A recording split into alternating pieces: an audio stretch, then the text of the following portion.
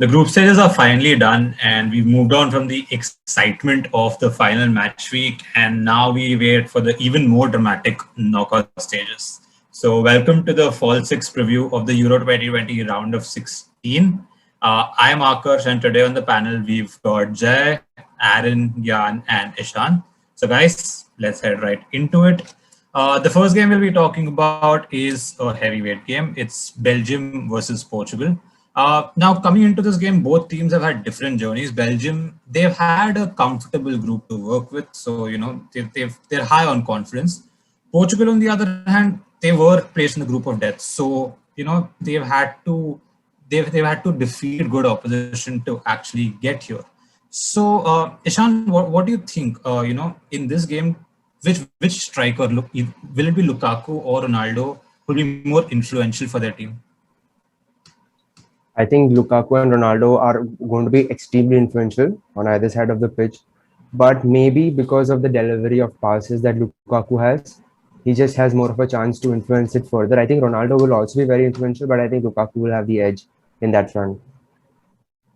Fair enough. Very interesting stat that I've got here. Belgium in the last 58 games have scored an average of 3 goals. Now, do you think this will be a really influential factor against a Portugal defense, which has seemed a bit shaky coming into the round of 16? Yeah, I mean, against Germany and even France, I think Portugal's defense was open wide way too often. And I mean, given that they're big teams, it's still, you can allow it, but still, I mean, the fact that Belgium has such a good attacking record is going to trouble Portugal and their deflated confidence after the 2 games against Germany and France. Adding on to it, I mean, considering that Nelson Semedo went off injured in the dying minutes of the last game, that's another concern because Nelson Semedo was technically their second choice right back, and now he's also injured. So we might just see Diogo Dalot come on and play the 90 against Belgium. So Ishan, just to cap off this game, what do you think? What's your prediction for this game? I think it'll be 2-2 and Belgium will win in penalties. Interesting. I mean, Portugal seemed like a team, I personally favor Portugal in penalties because of the kind of mentality monsters they are in the team. But fair enough. I think Belgium also have a really experienced team. Okay, so moving on to the second game that we're going to talk about, which is Italy versus Austria. Now, I wouldn't be too unfair if I say that Italy are the dominant team going into this game. So, Aaron, do you think that Italy are going to continue their dominating run, keeping the fact in mind that probably Chiellini and even Florenzi might be missing out in this game? I think even though they might not have the defensive quality of Chiellini at the back, considering the game against Wales, they were quite good defensively. They held that 1-0 lead, so even if not having one of their best defender might not affect them as much as we've seen. They've scored 3 goals in the first 2 games, and I think they have a lot of good attacking quality. And definitely for me, I think right now they are the favorites to win it since they've not conceded even a single goal in any of the games. They are one of the two sides not to do it. And another really big factor is that the team is their first 11 is well rested because Mancini wants the entire squad to get some game time in such a big tournament. Wonderful gesture by him, according to me. So, what is your prediction for this game, Aaron? I'm going to be optimistic and say that Italy 3-0. That is, I don't think that's optimistic. I think that's expected of a team that's done so well in this tournament. So moving on to our third game that we're going to discuss about is France versus Switzerland. Now France too, they were put in the group of death, and let's just say they've not been playing at their creative best. We've seen a better French side in probably even the Nations League or the FIFA World Cup in 2018. So, Gyan, do you think the fact that they've not been probably at their best, their creative best, will be an issue against Switzerland, who are probably the underdogs coming into this game? So I feel France is an incredible side attacking wise. They have the likes of Benzema, Griezmann, Dembele, but Dembele is injured right now. Mbappe and all. I think they can easily cause damage to Switzerland defense, but lately they've not been combining as Benzema, Mbappe and Griezmann don't play together every day. But I surely think they will definitely beat Switzerland in quality wise. And I mean, France do have issues at left back with Theo Hernandez going off, maybe mostly because of poor performance, but even Dino being subbed off injured, and given that Shaqiri is, I mean, he's come into this game with a lot of momentum, two really good goals in the final game. I think Switzerland are in with a chance. So, again, what do you think? What's the scoreline going to look like in this game? I think I'm going to say 3-1 to France with Mbappe, brace, and Benzema, single goal for Benzema. And yeah, Shaqiri will score the goal for Switzerland, I think. Fair enough. I think we all want to see Mbappe do well in this tournament too. Moving on to the fourth game is Croatia versus Spain. Now, I've personally critiqued Spain a lot in the in the first two match days, mainly because of their lackluster performance in front of goal. My opinion about Morata still hasn't changed. I mean, he's missing penalties. That's just not, you can't have that in such big games. So do you think, Jay, that keeping the forward lines aside, I want to talk about the midfield trios of both teams. Croatia, they've got Kovacic, Modric, and Brozovic, and Spain, they've got Koke, Busquets, and Pedri. So in this, I think this midfield battle is going to be really key to decide who's going to be the better team. So what are your views on this midfield battle? Yeah, so Spain, I think, has always been about the midfield. I mean, since 2008-10 until now. I mean, the main focus of the team has always been the midfield. But on the counterpart, even Croatia has a fantastic midfield. Brozovic, fantastic season. Even Modric, just no words for him. And even Kovacic. So I think, yeah, it will be. I'm actually very excited to see how an 18-year-old Pedri will play at such a high voltage game because there's Thiago and Fabian Ruiz on the bench and still is playing. So I'm very excited to see what happens. But yeah, as you said, nobody has changed their opinions about Morata.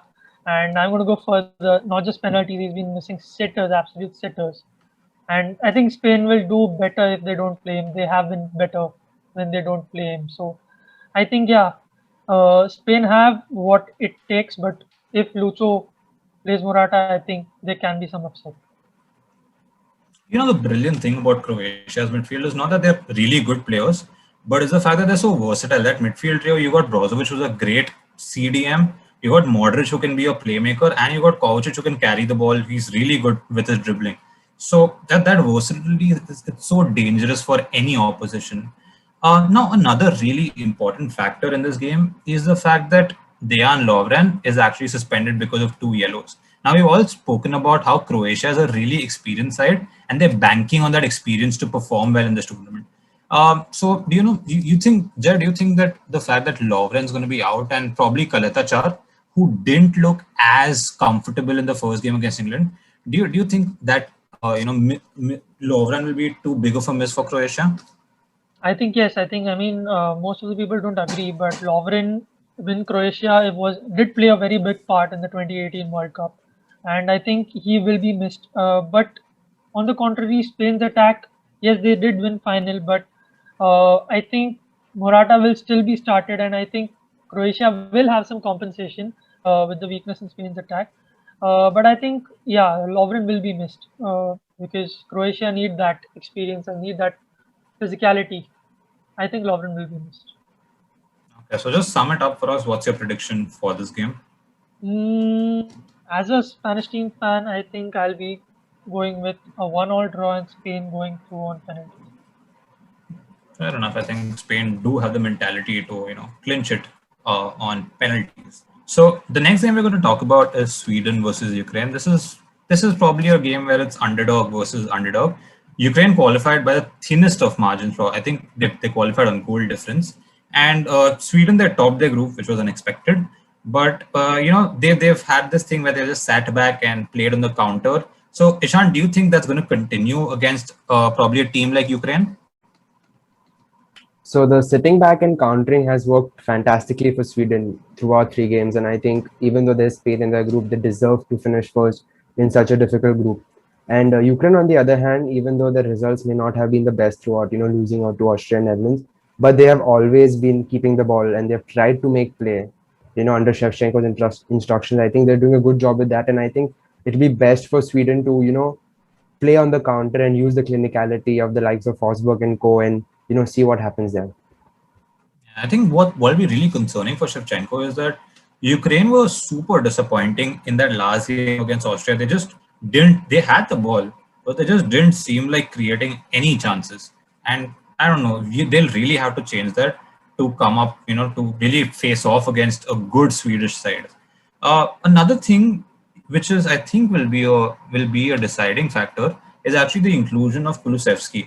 Now, Kulusevski missed out, I think, because of a positive COVID result. But the very little he played in that final game for Sweden, he seemed instrumental. So, do you think that partnership of Isaac and Kulusevski up front will that be really will that be dangerous for Ukraine? Yeah, I mean, for sure. I mean, I saw Kulusevski play so well against Poland. I think, I think he had 2 assists and he just controlled the game with Isaac up front. And I think that duo can really, really affect Ukraine, who don't have a very solid defense. And these two guys can really get behind and cause a lot of damage to that Ukraine backline. I think Ukraine will really be banking on their scorers Yarmolenko and Yaremchuk to get a positive result in this game. Prashant, what's your prediction for this game? I think it'll be 2-1 Sweden. I think I bank on them to be the underdog and probably come out and probably even get to the semi-finals. But hey, I may just be being too hopeful. Okay, so moving on to the next game, which is England versus Germany. Now, this is again another heavyweight game. Uh, England, they will be having their home advantage. The game will be played at Wembley. But they really need that advantage because they've been really underwhelming. We expected England to be the most fluid, most attacking team, but that's not been the case. What we have seen from England is good defensive stability. They've not seemed too prone to maybe the counter attacks or anything of that sort. So, do you think that England having a good defense, can that be an issue for Germany, Aaron? Yeah, I think the only positive going into this match for England is the home advantage, of course, and that they haven't conceded even a single goal. It's really nice to see Harry Maguire back, so I think he'll be clinical at the back. Since I feel like England will sit back and wait and play on the counter because Germany has just amazing quality up front, and with England's pace up front, I think they should definitely play on the counter because that will really suit them in this game. Adding on to the counterpoint, this is a question. Do you think it's going to be a game where Germany's got the possession, they're playing, they're dominating the speed of the game, and England is going to sit back and with the likes of probably Harry Kane, who's used to that kind of system with Tottenham? Do you think this is going to be a game where England is going to look to break on the counter? I mean, England have a lot of quality players, but seeing them in the last 3 games, they've been really underwhelming. So even though with the quality they have, but I don't know, I just feel like Germany will still, control the whole game. So adding on to the point of counter attacking that you mentioned, do you think that this is going to be a game where Germany dominates possession? They dominate the speed of play, and England's just gonna sit back and probably wait for the counter because they've got players like Harry Kane who are used to the system at Tottenham. Do you think that's how the game's going to turn out? I feel like England have a lot of quality in them, a lot of players who can really keep the ball. We've seen Calvin Phillips played, at least for the group stage, he was amazing with the ball. So I think they have a lot of quality players, but England just in general have been underwhelming. And with a side like Germany who have the quality to really keep the ball and, attack as much as they can, I think Germany will have most of the possession. I just hope it's an entertaining game and it lives up to the hype that will be created. So, Aaron, what's your prediction? What's the scoreline going to look like in this game? I think even though England haven't conceded a goal till now, I think they're going to concede 3 in this match, and it's going to be 3-2 Germany. 3-2 Germany. Well, all right, that's a hopeful prediction. And if that happens, this is going to be a Euros classic. A game that you'll remember 10 years down the line. Moving on to the next game, we've got Netherlands versus Czech Republic. Again, Netherlands are probably the favorites coming into this game, but the Czech Republic, they've shown a lot of spirit. They've surprised a lot of people. People predicted them to probably be bottom of their group, but they've done really well to qualify for the round of 16. So, Gyan, do you think that the Czechs can cause an upset in this game? So I feel Netherlands have been brilliant during the group stages of this tournament. So have Czech Republic. They've surprised everyone.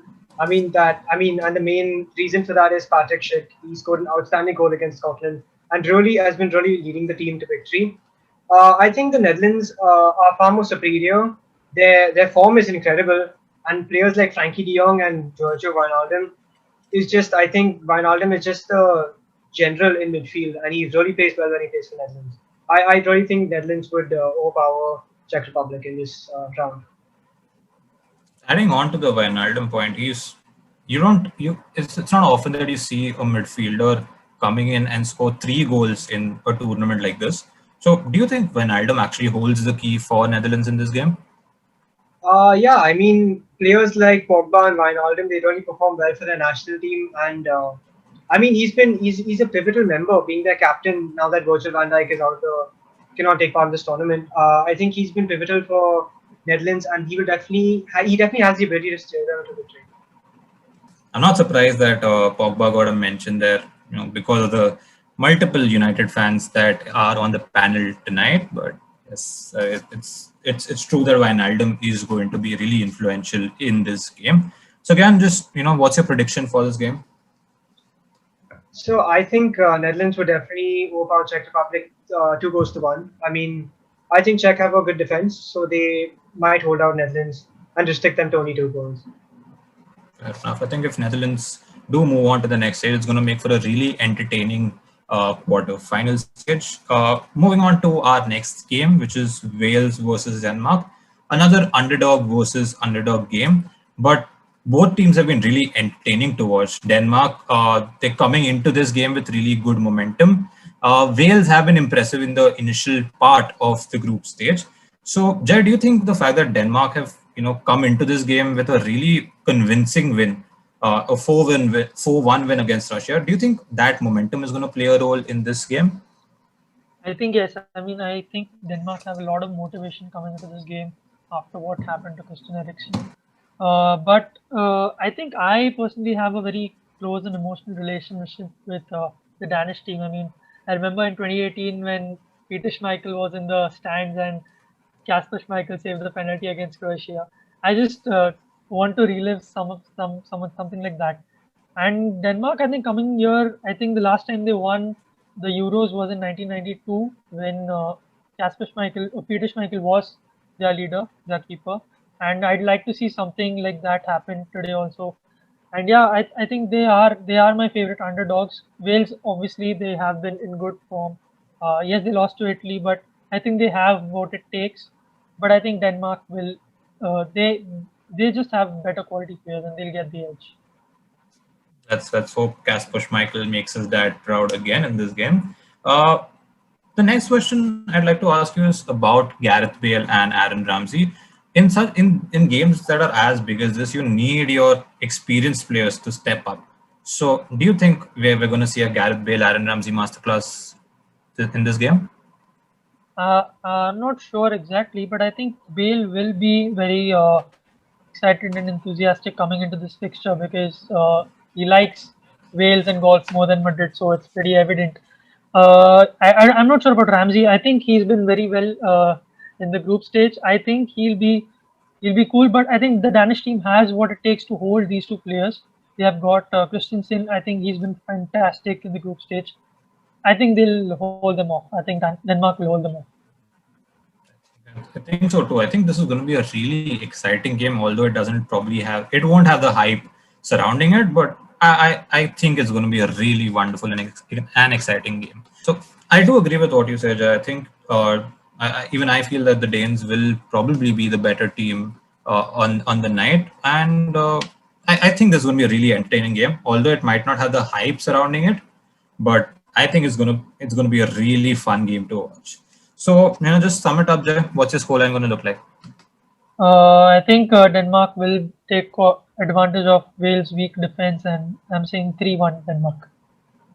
Fair enough. I think Was about Really, on the score sheet, I'm sure. it'll be really, really fun to watch that. So I think that's it for this preview. Thank you guys for such a great discussion. I really hope that the round of 16 is, it gives us games that we'll not forget even 10, 15, 20 years from now. And until next time, goodbye and keep watching our